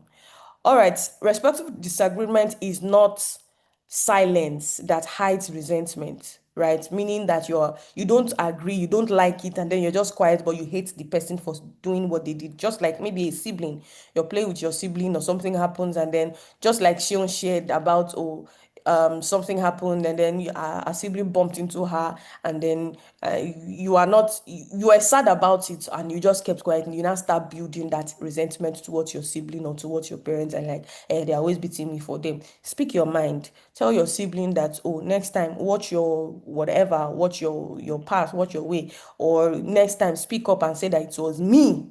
Do you understand? Speak up and say it was me, or I was doing it before. Yes, you have to take responsibility. You have to, whether you are younger or you are older, everybody needs to take responsibility, because you cannot continue to allow other people suffer for the things that you did. Because definitely, we cannot continue to say that, oh, the person on the receiving side should not resent, but the person on the giving side as well should take responsibility, right? So if you are both on the giving side or the taking side, try as much as possible to always take responsibility. Respectful disagreement is not arguing until someone gives up. It is not arguing on you there. No, I will not let it go. Today, I will say my own. You're very uncouth if you do that. Respectful disagreement is not using their past mistakes as a weapon. Many people do this, saying that should be that's the same thing you did last 2 years. And I was like, last 2 years, I cannot even remember. This thing is very common. Not just in young people, it's common everywhere. It's common in the whole full age chain. People will always, and that is what the devil does. It's called the accuser of the brethren. When you're always accusing your brethren and saying that that's what you did last year, that's how you lied last year, that's how you stole meat last year, that's how you did this one yesterday, that's how you did not pray this day, that's how you do not. It is the devil that does that. So if you do that, then who is your father? Is it God or the other one? So that's how respectful disagreement, happens, what it is and what it's not. Now, what are the tools for hard conversations? We'll quickly breeze over this one because of our time. Tools for hard conversations. Number one is choose the moment. Remember, we already talked about, knowing the time, knowing a good time to talk about something. You don't just open your mouth and then bleh, You have to make sure that you show respect for, their states and the signals that they are showing you at that particular time, right? And number two is start with your feelings. Don't attack them. You start with your own feelings and say that I feel this way. This is how I feel. This is what I think. Don't say you, right? It's about you. It's not always about them, especially when it comes, talking about negative things. You say, it is me who feels this way. I don't know if that's what you are doing or how you're trying to make me feel like that, but this is how I'm feeling. So number three is ask genuine question, that's what I always say, that we should ask questions. Learn how to ask questions. Like I said, you don't always have to agree with the answer, but learn how to ask questions. Number four is name what you need. Learn to ask for what you need. Don't blab. Don't be going here and there and be saying that, "Oh, yeah, because this person, that's why I do not know. What exactly do you want? Don't be around, be doing so. And now when please, please go ahead and ask what you need, right? Don't sulk. Learn how to, we've already talked about emotional regulation. Learn how to regulate your emotions, because you need to be self-aware to be able to regulate your emotions. And when you are beginning to feel the way you are feeling and you know that, oh, I'm already getting to the point where people will start asking me, what's wrong with you? What's wrong with you? Are you okay? Why are you boning? Why are you angry? Why are you silent? Why are you on your own? You need to be able to, the moment people start asking you that question, you get overwhelmed. So before it happens, you're already catching yourself. I'm not saying that you should not feel emotions. I am just saying that whatever emotion is going to, at the end of the day, you're now looking back and you're like, I shouldn't have acted that way, but I just do not know what was wrong with me. You need to be able to catch yourself and be self-aware and say, okay, what happened? Why am I feeling this way? Am I just irritated by this environment? So that you can know exactly what to do quickly, right? So name what you need. Name what you need, because most of the time your parents can actually do what you are asking for, but if you don't say it, if you are not clear about it, they might not do it, and you think that they are doing it on purpose for not giving you what you want. Number five is know when to pause. We've talked about pause a lot. Know when to pause, and then stay in the room. Like I said, literally and emotionally, don't walk away, because this one thing that people get carry into adulthood, that when they are talking with their spouse or they are talking with their fiance or they are talking with somebody and they just walk away, you can't. In the workplace, you do that and your boss is talking to you and you're like, I cannot take this, I can't take this, I can't take this. And then you walk away. Just be going like that. Just be going, right? So you are not allowed, you are not meant to leave the conversation in the middle, right? Leaving mid conversations teaches everyone that, that relationship does not mean anything to you, does not hold any weight for you, right? And you cannot handle situations well. That's what that means to them. So, what do you do after conflict? What are the things that you do after conflict? Now, first thing is cool down. Jebure, calm down. Go and drink some ice block, or you go outside, or you get your mini fan yourself. Calm down. When the thing is heated up, when your mom is yelling at you and all those things, definitely you cannot be saying, no, don't shout at me. Oh. you're gonna receive the slap of your life. So you cool down first, you hold on, and you also allow the other party to cool down. The goal is not to never fight, right? The goal is to fight in a way that you can come back. You can both come back from, not a situation where, oh, most of the time our parents, when something happens, I don't know if it has happened to anybody. If it has happened to you, let me see in the chat. They will do something to you, and they will, instead of them to say sorry or apologize to you, they know that they were wrong. They'll not say, what will you eat? Shey you want biscuit? Oya, come and take money, go and buy biscuit. Or go and buy drink. Or shey you go and buy yogurt? Shey you eat? Go and take that meat inside the pot. That's the way they can apologize to you. That's the era they grew up in, and that was how, they were trained. In fact, that's how they retrained themselves as well. So if you have a parent that actually apologizes to you, you should be glad, right? You should be glad. So cool down first. You cannot, solve a problem. You cannot repair something during a heated argument. You will not be in your right frame of mind to do that. Another thing is for you to go back. After you've cooled down, you have to go back. Someone has to initiate the return. You have to go back to, have that conversation and deal with the matter. So going back is strength, it's not weakness. It's not like, it's me that is always, it's me that is always. But it helps you to mature. It helps you to mature quickly. Say I'm sorry quickly so that everything can end and then you move on. However, yes, there are some peculiar situations, not just in family relationships, or outside relationships as well, friendship relationship and all those things that, when you realize that your don't is always up, you're always, and most of the time, maybe they are the ones that are at fault. There's something wrong with that relationship dynamic. So I'm trying to help you balance this out. Another thing to do after conflict is to define what happened. We're always saying that you need to name it. You need to name it to tame it. You need to define the thing that actually happened. When your parents say, so when you are saying to your parents, I think I said something wrong, or my tone was wrong, I apologize, or I'm sorry for what I said, I'm sorry for what I did, and all those things. Probably to your sibling, you say that I think we both said things or did things that weren't fair. I want to address what I said, and I want you to address what you also said. So you need to be able to define what happened. Oh, you bumped into me. Oh, I yelled, I shouted. Okay, I'm sorry for shouting. I shouldn't have shouted, and all that, all sort. Yeah. So another thing to do after conflict is to reconnect before resolving, because yes, the matter will still be there. However, you need to reconnect first, because the relationship needs to, go ahead. Checking on each other as people before you try to solve the issue. The relationship first. Put the relationship first. Don't put the conflict or the disagreement first, because if you put the disagreement first, it will mean that you will always have conflict, and you might actually destroy that relationship. You might destroy that friendship between the both of you. So for your parents, what you ought to do, what you need to do, is to understand what they've experienced. Remember what we said, understand what they've experienced before. Empathy. That's just empathy. Understand how they feel, why they are feeling the way they are feeling. If you can step out of yourself and understand other people, understand your parents, you care for them.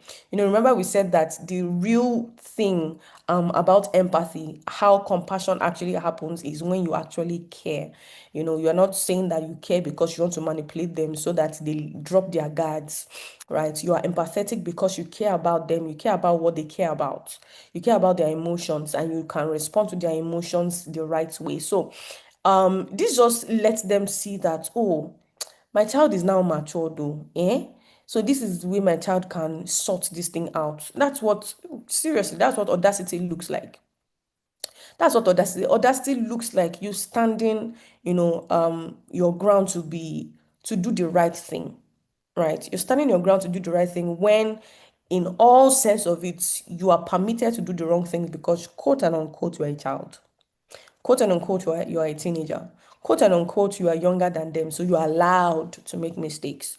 But the moment you are, yes, you are allowed to make mistakes. However, when you can show to your parents that, oh, I know how to handle this situation, all those things that you are arguing, shouting, they will just say, okay, for her to be able to do this, for him to be able to handle this situation like this, then let me allow him or her to go ahead and do this particular. You'll be shocked, right? You'll be surprised. So reconnection before resolution. Make sure that you set your, put your differences aside. You're both human beings, first of all, right? And you have your own autonomy. You want to be autonomous, right? And it means that other people too want to be autonomous.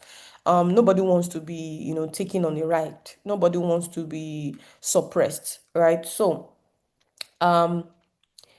yes, so let's move on. That's how you deal with conflict. So, as we've talked about respectful disagreement, we've talked about dealing with conflict. Now, one thing that you need to understand is that you cannot control how your parents shows up, right? You can't control it, but what you can control is how you show up, just like what I have said, is how you show up, and how you show up consistently shape the relationship over time. Because that is what brings about the definition that your parents have about you. In their mind, they can say, my child is very stubborn, my child is very this, my child is very that, right? You have to, be able to do things little by little. You have to start small, right? Control the things that you can control little by little. I know that it can be a little bit difficult that, oh, you are the elder here now, you should know what to do. But you've been doing the same thing.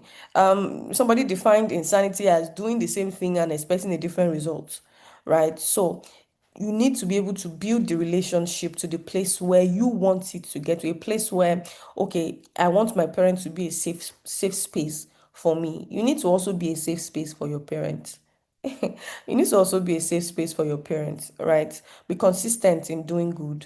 Have good open conversation, have conversations with them, when they're asking you for something, don't be touchy, don't be, so build something different. You don't want to act the way they act, so you act differently. Show them what it should look like, right? Show them what it should look like. So I decided to add this to our slides because it's quite important for us to know. I want somebody to unmute and read the first two. That's so if you can unmute, please go ahead and unmute your mic and read the first two for us.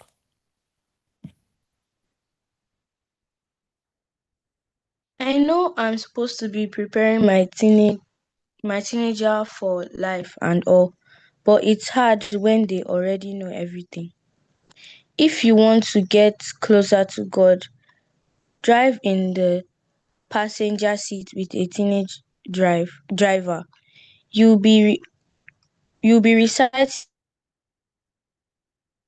prayers you haven't said in years. Thank you. So what does that prove to you? These are parents, these are what parents literally said about their teenagers. He said that if you want to get closer to God, you have not been praying. Just allow your teenager to drive. That's to let you know that they are saying that teenagers can be impulsive, they can lack control and all those things. You begin to recite prayers that you have not said in years. So let somebody else unmute and read the two under. Somebody else should unmute and read the two under. When your child is little, all you want is for them to play alone in their room for an hour so you can have some peace and quiet. Then they become teenagers and all you want is for them to come out of their room for an hour and actually talk to you. Being a mom of a teenager means a lot of forgiveness, a lot of grace, a lot of grit and love that is both powerful and unconditional. But what a blessing it is to raise these teenagers and have a front row seat on this wild ride. Thank you. Thank you. Someone else? As a mom of teenagers, sometimes all I need is a hug and someone to tell me everything is going on to be okay. Oh, and $1 million and $1 million a week in the Bahamas and a bottle of wine would be nice too.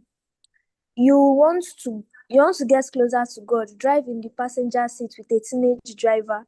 You'll be reacting, you'll be reciting prayers you haven't said in years. Sometimes my children think I'm getting on their back. What they don't realize is that oftentimes I'm the only one who has their back. Thank you. Thank you. Someone else? Oh, okay. Esther cannot unmute. All right, let me read this one. Sometimes my children think, oh, okay, this is repeated. What it's like to have a conversation with a teenager. The parents would say, have a nice day. The teenager would say, don't tell me how to live my life. So this is what some parents are to say. That's to let you know that, parents have their own days as well. You are thinking in your head that they don't understand me. Your parent is also thinking in their head that, what's going on with this child? What's going on? You know. So family is a practice, not a destination. To come together to become a family is a practice. You need to learn of each other, just like, we need to learn of God. We need to learn of each other. Family is a practice, it's not a destination. You get to know each other over and over and over again because as you are all growing together, your experiences differ. There's something that is said that different children in a family had different parents, though they have the same parent. So the firstborn had a different mom and dad, though you the same mom and dad that your siblings have. But because as a first child, you experienced your parents as a tier rubber parent. You are like the number one that they use to learn parenting. The second one has a different parent. Your mom is a different mom to the second child. Your mom is also a different mom to the third child. So that's why you cannot compare yourself with, your siblings. And you should not, fault them for, acting the way they act once in a while because they actually expect different things from you guys. And there was something I also saw somewhere that they said that children should also give their parents grace because it's their first time on the earth as well. They've not lived before and then they came back and then to come and live again. Right? So you don't arrive at a good family relationship. You build it one conversation, one repair, one moment of grace at a time. Thank you for being in class today. The gap between you and your parents is not the problem, right? That gap is not the problem because the error there's nothing we can do to crash that, right? What you choose to do with the gap is where the work is, right? That's the work. What you choose to do with that gap, that difference between you guys is where the work is. So thank you for listening. Please, I want questions so that we can wrap this up tonight.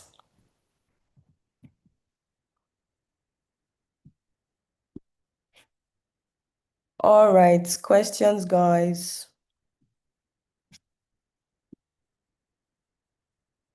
Thank you. So let's ask questions. So what stood out for you?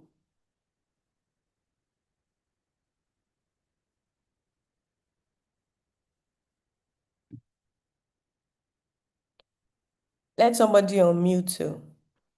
What stood out for you?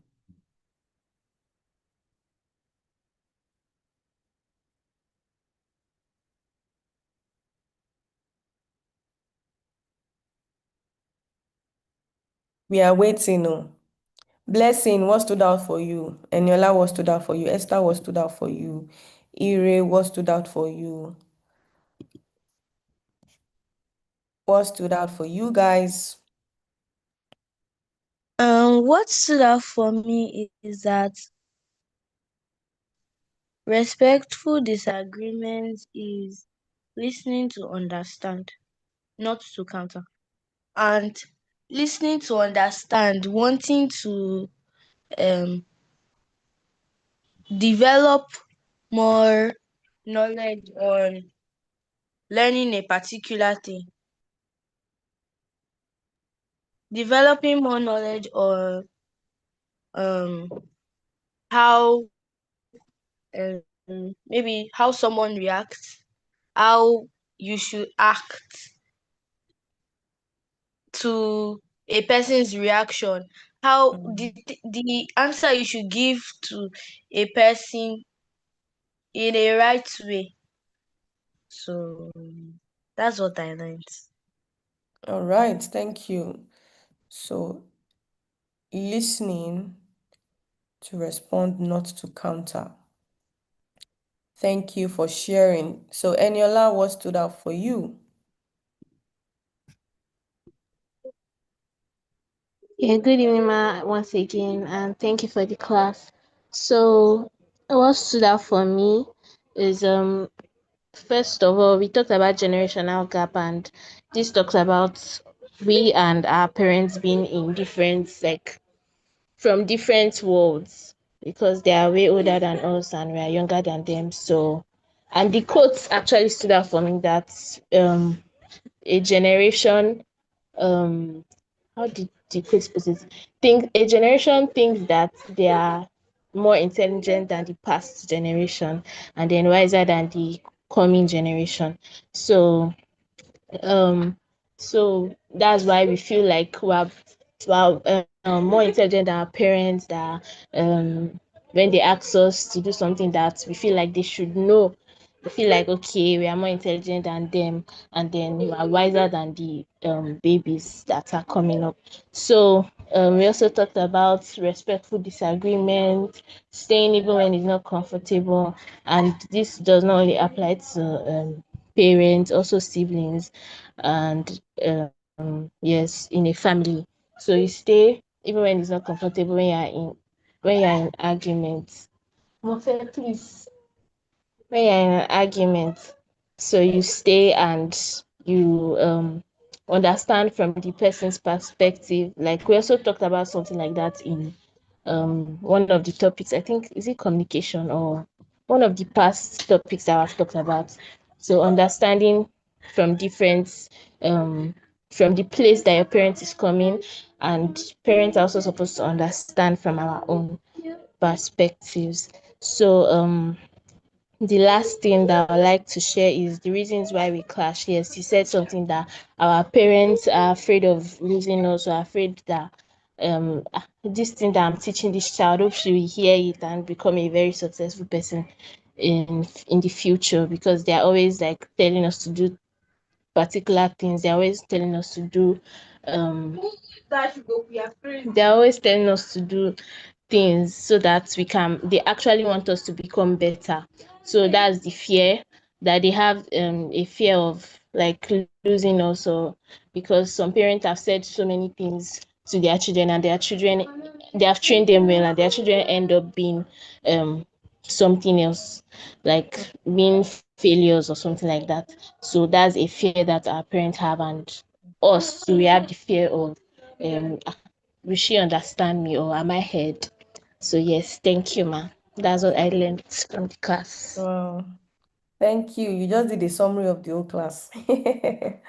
Well done. Okay, Esther said, what stood out for me is that parents also need grace, not just me, of course.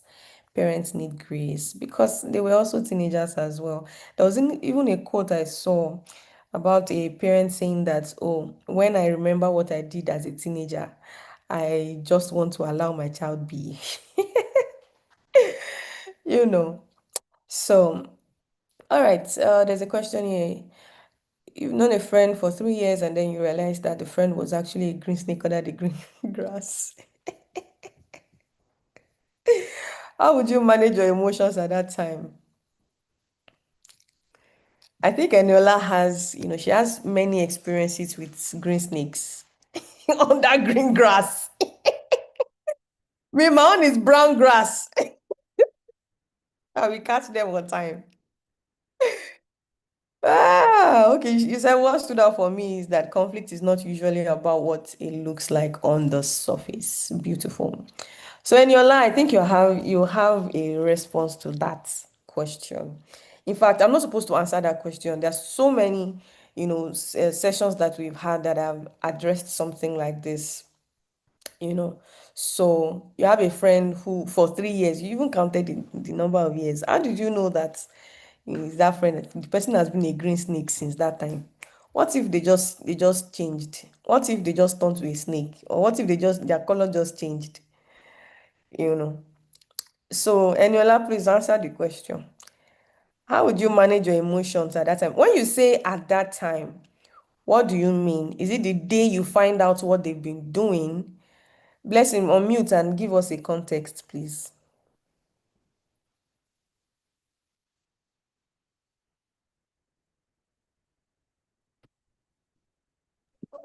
Okay, ma. Good evening, everyone. Good evening, ma. What actually means is that, like, I've known this friend for 3 years now, and all this while, like, it was even very shocking. All this while, this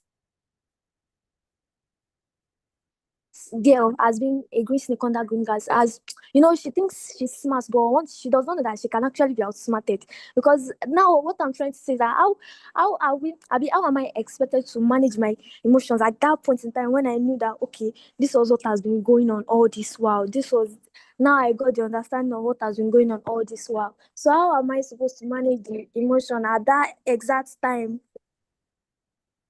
You don't have any reason to be angry at that particular time because you need to go and process what you just heard. What if you were actually lied to, right? So you cannot burst open and then, have an outburst at that particular time because what if somebody will just lie to you? What if it just happened? The thing happened just once. What if the person telling you is just trying to sow a seed of discord between you both? There are so many what ifs, right? There's so many probabilities. That's why I asked you that you should give us a context to the thing. But since you keep saying that person is the green grass under the, sorry, green snake under the green grass, I think that at that particular time, right, the the emotion you need at that particular time is calmness, nothing else. Your heart might be racing. You might have felt disappointed. You might have, you might feel like, oh, so this person can do this. Another emotion is shock. You might be in shock that, eh? But what if that person was actually lying? Let's just give an excuse for that person at that particular time, right? And then you go back and go and do your investigation. Now, when you confirm and you're reconfirmed that, oh, this person did this thing, and let me let you know that you're saying green snake under the green grass. What does that mean to you, right? What does loyalty mean to you? It might mean something else to them. Loyalty might mean something else to them. It might be that their values are different from yours. Probably you did something wrong, or maybe you've been telling them your gist and then they've been telling someone else. They are loyal to someone else as well. So maybe one of the ways that they see loyalty is to share secrets with that person. So you don't just have an outburst or respond in rage or anger. You have to first critically think about, I'm always saying critically think. You have to critically think about it. Step out of the situation. If you were a third party, there is blessing, there is a green snake. If there was a third party, there was someone else outside this conversation, how would the person handle this situation? The person does not have anything to gain or anything to lose in this conversation. The person is not my friend. The person is not the snake's friend, right? What would the person do? What would the person think? Would the person be angry as well? No. So for you to critically think, you need to be able to step out of that situation and think about it. I know that your prefrontal cortex has not yet developed, but how to develop it is to intentionally and consciously make decisions that you yourself will be shocked about that. Oh, I was the one that made this decision, and I didn't go and be saying, you're a green snake. You disappointed me. You disappointed. In fact, I'm not even disappointed. I'm not shocked. You start saying what you're not supposed to say. You start saying the things you're not supposed to say. You just be going on and on. And at the end of the day, it is you people will see. They will not see the green snake because it's a green snake under the green grass. The person will slither away and hide, right? So, and you're saying that the person is proving smart. Maybe that's their own definition of smartness, right? That's the definition of smartness. So at that point, I know it's difficult to, don't let me lie to you. I know it's difficult to regulate your emotion at that particular time, to calm down and to think about it. Think about your response critically. That is why I said that you have to be self-aware, right? What are the things that triggers me? What kind of behavior? You play scenarios in your head. You stand in front of the mirror and play scenarios. If this person that I trust, if this person does this to me, how would I react? If you react in a way that you won't be able to control, you have to train yourself and retrain yourself to be able to respond the way. So it's not like, I'm not saying that you should be critical or be a cynic or be somebody who's critical of other people or distrusting, but just to let you know that we are all human beings, right? We are all human beings and we will always make mistakes. So what if the person is a chameleon and you are saying the person is a green snake? What if the person is a chameleon? The person can adapt to different situations, but you are not seeing it like that. The person gets to a green area, turns green. Person gets on a sand, turns to the color of the sand. Person gets on cement, turns to cement. The person gets to on top of a paper or a sheet of paper, turns white, just because they need to adapt and survive in that circle. And that's also a skill. That's a skill. Paul said that I became what I ought to become in a place because I need to relate with them. Not that you begin to put your hands in what you're not supposed to put your hand into. However, you be able to relate with people. Or let's say you are a wealthy person and then you're in the midst of people who, maybe they are not well to do and their house is not very beautiful, their house is not fine or something. You will not be doing no, you won't do that. Or maybe you are comfortable and then you go to someone else's house and they're not as comfortable as you are. Their house is smelling. You will not do, hmm, this house is smelling. No. And if you do it, don't do it in front of them. Don't do it in front of them because you need people to be human and you need to be humane towards people as well. So try as much as possible to teach yourself, train yourself on how to be self-aware. Know your triggers. Know that betrayal triggers this emotion and then regulate it or change it, switch it up and say, okay, if I experience something like this, okay, who was the person that, was it Peter? Who was the person? No, it was not Peter. It was not Peter. That cut the ear of one of the officers that came to arrest Jesus. That's emotion. That's anger and rage. What did Jesus do? Was it Peter that cut off somebody's ear? It's not Peter. Oh. Eh? Are you sure? Somebody should check it. Because what me I read is not Peter. Oh. Eh? Let me see. Oh, it's Peter. Oh. So, what kind of lie did they not lie in one movie that I watched? Yes, I'm on Peter. So Peter cut off the ear, and Peter was somebody who was very reactive, right? Peter was very reactive. For him to be rebuking Jesus, and no, don't say that, you will not die. Guy, now you talk, no. You're the one that said it now, no, that I am the Christ. What happened to the spirit that spoke through you? Right? So that's to let you know how powerful emotions are. Because he loves Jesus. It's like Jesus will not die, you will not die. Jesus said, get thee behind me, Satan. Imagine somebody comes to you and say, you are saying something because you love the person, you're like, no, you're not going to travel to that place. You're not going to the bush. And you say, get behind me, Satan. God has said I'm going to the bush because you love the person you are saying. How would you feel at that particular time? How would you feel? You feel bad now. I like you. I love you. That's why I'm saying that this will not happen to you. But Jesus literally called him exactly. Exactly. So now we have to learn our triggers, right? Even when Peter denied Jesus, he himself shocked that he did it. He was denying that I will not deny you. He himself shocked. That's to let you know the power of emotions. He was afraid. He was so afraid that time. That's to let you know that, anybody can be victims of their own emotions if you don't learn how to regulate it. So, do we have any other question? If you don't have any other question, I think that we can call it a night so that we can come back tomorrow for our next class. All right, thank you for joining the class this evening. See you tomorrow morning. And please come in early. Thank you, Ma. Thank you, everyone. Good night. Good night.